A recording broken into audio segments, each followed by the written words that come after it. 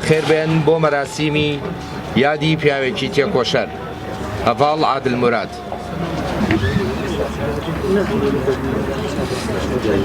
ولا تحسبن الذين قتلوا في سبيل الله أمواتا بل أحياء عند ربهم يرزقون. هەڤاڵ دکتۆر سۆران جەمالتایر ئەندامی مەکتەبی سیاسی و لێپرسراوی مەکتەبی پەیوەندیەکانی یەکێتی نیشتیمانی کوردستان با فەرمێت بۆ پێشکەشکردنی وتارێک.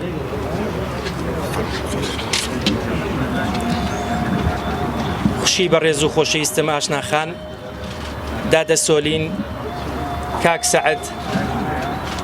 هەڤاڵی بەڕێز جەنابی کاک لاهور هاوسەرۆکی یەکێتی نیشتیمانی کوردستان، میوانان خوشک و برانی بەڕێز، ماتم جێڕانی ئازیز، میوانانی گڵکۆی پیرۆزی عادڵموراد، ئێوارەتان باش. 3 ساڵ لەمەوبەر تێکۆشەرێکی ڕێی کوردایەتی، سەرکردەیەکی قارەمان و دامەزرێنەری یەکێتی نیشتیمانی کوردستان ماڵ ئاوایی کرد لە هەمومان، ماڵ ئاوایی کرد لە کورد و لە کوردستان. ئێمە لێرە بە ناوی بنەماڵەکەی و بە ناوی مەکتەبی سیاسیەوە سەرخۆشی لە خۆمان و یەک بەیەکی ئێوەی بەڕێز و خۆشەویست دەکەین. دیارە سەرکردە عادڵموراد و ئەو خەسڵەتە جوانانەی کە تایە بوو هەمیشە ڕاستەکە بە گیان لە ناومانە نییە، بەڵام بە ڕوح و بە ئاکارە جوانەکانی ئەتوانین لە ژیانی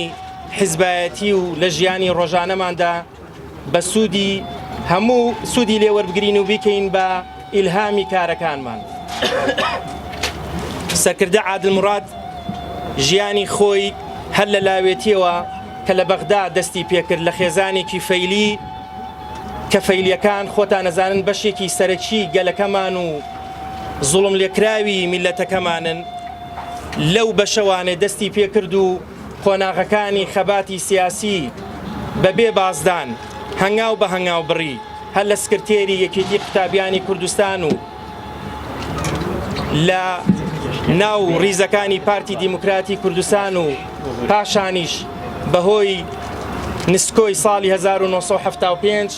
کە ئاوارە ئەبێ بۆ ئێران و لەوێشەوە بۆ لوبنان و دوای ئەوەش بۆ دیمەشق لەگەڵ هەڤاڵی بەڕێز و خۆشەویستمان ڕابەری گەلەکەمان خوالی خۆشبوو سەرۆک مامجەلال و هەڤاڵەکانی لە دیمەشق توانیان درێژە بە شۆڕش بنەوە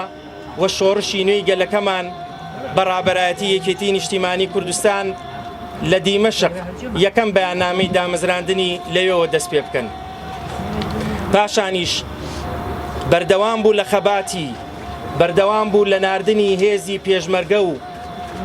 پەیوەندیەکی بەردەوامی لەگەڵ هەڤاڵ مامجەلالە لەگەڵ ڕیزەکانی شۆڕش و پێشمەرگە قارەمانەکان هەبوو و هەروەها لە کۆنگرەی یەکەم لە ساڵی 1992 بە ئەندامی سەرکردایەتی و پاشان مەکتەبی سیاسی هەڵبژێرە و قۆناغەکانی کەشی یەک بە یەک لە لێپرسراوێتی مەکتەبی ڕاگەیاندن و پاشانیش وەکو سەفیری عێراق وەکو دیبلۆماتکارێکی لێهاتوو کارەکانی ئەنجامدا و لە نوێنەرایەتیکردنی یەکێتی و هەرێمی کوردستان و عێراق هەمیشە لە پلەیەکی باڵای پەیوەندی و دیبلۆماتکارێکی سەرکەوتوو بوو. لە ساڵی 2010 لە کۆنگرەی 3 کە هەموو چاوەڕێ بوون بۆ ئەوەی هەموو هەڤاڵی خۆی کاندید بکاتەوانێ بۆ سەرکردایەتی یەکێتی، ئەو لەگەڵ هەڤاڵی خوا لێ خۆشبوو دکتۆر کەمال فواد لە لوتکەی دەسەڵاتدا ڕێگەیدا بە گەنج و لاو و خەڵکانی کە بێتە پێشەوە بۆیە لەوێدا داوای کرد کە بیبەخشن لە ئەرکەکەیدا. ئەمە بۆمانە سەلمێنێ و ئاکارێکی جوانمان بۆ ڕوونەکاتەوە کە لە لوتکەی دەسەڵاتە لە بەرزیدا کە واز لە ئیشوکارەکان بهێنرێ و ڕێ بە خەڵکی تازە و نەوەی نوێ بدرێ. خەسڵەتێکی کەی جوانی هەڤاڵ عادڵموراد ئەوە بوو کە کەسێکی دەستپاک و ڕاستبێژ و هەروەها کەسێک بوو دژی دیکتاتۆرێت و تاکڕەوی بوو. ئێمە لەگەڵ زۆربەی هەڤاڵانمان لە ئەنجومەنی ناوەندی لە کۆبوونەوەکانی ئەنجومەنی ناوەندی کە 15 کەس ئامادە ئەبووین لە کۆبوونەوەی مانگانە ئەکرا و پاشانیش لە کۆبوونەوەکانی ئەنجومەنی ناوەندی کە هەڤاڵان هەمووی ئامادە ئەبوون، هیچ کاتێک نەبووە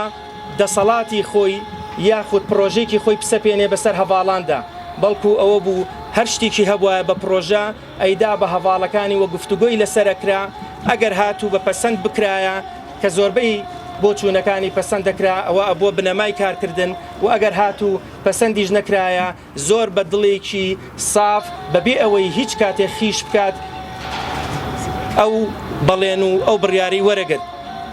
هەروەها خصلەتێکی جوانی تری ئەوە بوو کە گرنگیەکی زۆری بە گەنج و لا و ژنان ئەدا وەی هێنانە پێشەوە، هەر بە ناو نەبوو، هەر بە قسە نەبوو، بەڵکو لە زۆربەی کۆبوونەوەکانە کە لەگەڵ نێردە دیبلۆماسیەکان و سەرۆکی حیزبەکانە کە ئامادەی ئەبوو و هەروە لەگەڵ خۆیان هەمیشە دوو ژن و دوو هەڤاڵگەر ژن بووایە، ئەگەر پیاو بووایە گەنج بووایە، بەشداری پێکرد لە دەربڕینی ڕاوبۆچوونەکانی و هەمیشە بە کردەوە ئەی سەلمان کە پشگیری ژنان و لاوان و نەوەی نوێیە. خەسڵەتێکی کەی گەورەی کە بۆ هەمومان گرنگە و شانازی پێوەکەین ئەوەیە کە هەمیشە کەسێکی نیشتیمانی و نەتەوەیی بوو، نەتەوەیی بوو لەوەی کە گرنگیەکی زۆری ئەدا بە پارچەکانی تری کوردستان، بەو پارتە سیاسیانی کە لێو بوون، بەو ڕۆشنبیرانی کە لێو بوون، بە تایبەتی لە ڕۆژئاوا و باکوور لە پەیوەندیەکی بەردەوامی ڕۆژانەیە بوو کە ئەیزانی لە وەختای خۆتان نەزانن کە لە گەرمەی شەڕەکانی ئەو کاتەیە بوو هەڤاڵان و شەڕوانانی ئەوێ بەرگریان لە خاک و نیشتیمانە کرد، ئەیزانی و پشتیوانی بۆ دەرئەبڕین و لە هەواڵی ڕۆژ بە ڕۆژی ئەپرسین. هەروەها کەسێکی نیشتیمانی بوو کە هەمیشە باوەڕی بەوە هەبوو کە پەیوەندی هەرێم و بەغدا کە پەیوەندی کورد و عەرەب لەسەر بنەمایەکی پتە بێ لە ڕێی ئەو پەیوەندیە بەهێزە و بتوانین مافە دەستوریەکانی خۆمان لە بەغدا بچەسپێنین و بیسەلمێنین و پارێزگاری لێ بکەین. هەروەها کەسێک بوو کە زۆر بە تەنگ یەکڕیزی نەتەوەیی و یەکڕیزی نیشتیمانی و یەکڕیزی حیزبی شابوو. خۆتان نەزانن لەو وەختانەیە لە ناوێکیتی نیشتیمانی کوردستان بەهۆی ئەوەی کە هەندێک ناکۆکی هەبوو ئەو و ئەنجومەنی ناوەندی توانی ببێتە بنەمای کۆکەرەوەی هەموو لایەن و بۆچوونەکان و بۆ هۆی ئەوەی کە ئەو یەکڕیزیە بپارێزێ و زۆر بەتەنگ ئەوە بوو کە یەکێتی لەگەڵ لایەنە سیاسیەکانی تری کوردستان بە تایبەتی گۆڕان و بزوتنەوەی گۆڕان کە هاوپەیمانیەتیەکیان هەبێ بۆ ئەوەی بتوانن بەیەکەوە خەباتێکی دیموکراتیانە و خەباتێک بکەن بۆ داهاتوی کوردستان بە بەشداری لایەنەکانی کەی کە خۆشبەختانە ئیستا شوێنکەوتۆکانی و ئێوەی بەڕێز و سەرکردایەتی تازە ئەو ئامانجەی و ئەو هەوڵەی و ئەو خەباتەی کە ئەو کردبووی بەشێکی گرنگیان هێناوەتە دی. هەروەها من پێش هەفتەیەک لە کۆچی دوایی خوا لێ خۆشبوو لە وڵاتی ئەڵمانیا سەردانیم کرد بە نوێنەرایەتی برادەرەکانی خۆمان هاوڕێ و هاوسەنگەرەکانی و لە ئەنجومەنی ناوەندی ئێمەمانان هەمیشە کە ئەمان بینی شانازیمان پێوە کرد کە بەهۆی نەخۆشیەکی سەختەوە ماوەی چەند ساڵێک ئەیناڵان، بەڵام هیچ کەسێکمان هیچ هەڤاڵێک ڕۆژێ لە ڕۆژان کە دوای ئەوەی لە چارەسەرکردن ئاهاتەوە هەستمان پێ ناکرد کە نەخۆشە. جارجار ئێمە پێمانەوت کە لەوانەیە کاک عادل تۆ بەوە بە چاوە ببیت بە وەکۆڵە شۆخی پێمانەوت، بەڵام ئەو ئیرادەکەی ئەوەنە بەهێز بوو کە ئەیوت ئێمەمانان ئەگەر ئیرادەمان بەهێز بێ هەم ئەتوانین بەرەنگاری نەخۆشی ببینەوە و لە ڕێی بەرەنگابوونی نەخۆشی شەوانێ ئەتوانین بەرەنگاری ئەو تەنگ و چەڵەمانە ببینەوانێ کە ڕوبەڕووی میلەتەکەمان و حیزبەکەمان ئەبێتەوە. لە کۆتا سەردانم لە ئەڵمانیا لەگەڵیدا زۆر تامەزرۆی ئەوە بوو بە زووترین کات بگەڕێتەوە بۆ کوردستان، چکە و کاتە کاتی هەڵبژاردنەکانی عێراق بوو و بڕیار وا بوو بگەڕێتەوە، بەڵام نەیتوانی لەو هەفتەیەدا، بۆیە لەگەڵ خوشنە ئاشنا بەرنامێکی ئەومان دانا کە لەوێ بچێ لە یەکێ لە بنگەکانی دەنگان دەنگ بدا، بەڵام بەداخەوە بۆی قەرباڵغی ئەوێ بۆ بەهۆی تەندروستیەکەی وانێ نەیتوانی لێ بەشداری دەنگدان بکە، بۆیە هەر لەوێ پەیامێکی نارد کە دەنگدان بێ بە لیستی ژمارە 162 و ئەوە بوو لەوێ شەوانی خەمخۆری میلەتەکەی بوو. ببورن لە کاتمان گرتن، بەڵام ئەتوانین لێرەوە سەربەرزانە پێی بڵین کە هاوڕێ و هاوسەنگەرەکانت سەرکردایەتی نوێی یەکێتی نیشتیمانی کوردستان پاش کۆتایی بەشێکی قورسی پابندبوون بە ڕێنمایی تەندروستی لە نیوەی یەکەمی کارکردنی ئەو ساڵەدا و پاش شەژمانی دووهەمی لە جم و جۆڵە سیاسیەکانی توانوێتی بەشێک لەو ئاواتانەی خوا لێ خۆش بوو بەدی بهێنێ کە یەکێ لە ئاواتەکانی بەستنی کۆنگرەیەکی سەرکەوتوو بوو، پاراستنی یەکریزی یەکێتی و نیشتیمانەکەی و نەتەوەکەی بوو، هاوکار حکوومەتی ناوەندی بۆ دابینکردنی قوتی هاوڵاتیان و موچەخۆران و هەمیشە کە داواکاری ئەو بوو لەبەرەی گەلابین و شەڕکەرێکی سەرەکی بینە سەر داخوازیەکانی گەل و هەروەها خۆتان نەزانن یەکێ لە ئاواتەکانی کەی ئەوە بوو کە هاوپەیمانیەتیەک لێرەدا دروست بکرێت لەگەڵ زۆربەی هێز و لایەنە سیاسیەکان کە ئەوەش خۆشبەختانە بۆ پاراستنی داخوازیەکانی گەلی کورد و بۆ پاراستنی ئەوەی کە لە دەستورە هاتووە